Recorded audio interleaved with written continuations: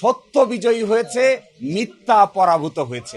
জামায়াত নেতা এটিএম আজহারুল ইসলাম মৃত্যুদণ্ডাদেশ থেকে খালাস পাওয়ায় ন্যায় বিচার প্রতিষ্ঠিত হওয়ার সুযোগ সৃষ্টি হয়েছে বলে জানিয়েছেন আইন উপদেষ্টা ডক্টর আসিফ নজরুল।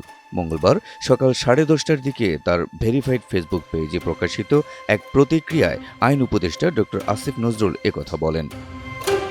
আইন উপদেষ্টা বলেন, নির্দোষ প্রমাণ হওয়ায় মুক্তিযুদ্ধকালের মানবতা বিরোধী অপরাধের মামলায় মৃত্যুদণ্ডাদেশ থেকে খালাস পেয়েছেন জামায়াত নেতা এটিএম আজহারুল ইসলাম। দণ্ডাদেশের বিরুদ্ধে তার করা রিভিউ সর্বসম্মতিতে মঞ্জুর করেছেন প্রধান বিচারপতির নেতৃত্বাধীন সুপ্রিম কোর্টের আপিল বিভাগ।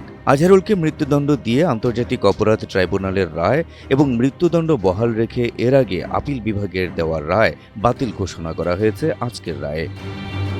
আইন উপদেষ্টা আরও বলেন, এই ন্যায় বিচার প্রতিষ্ঠিত হওয়ার সুযোগ সৃষ্টির কৃতিত্ব জুলাই গণ আন্দোলনের অকুতোভয় নেতৃত্বের।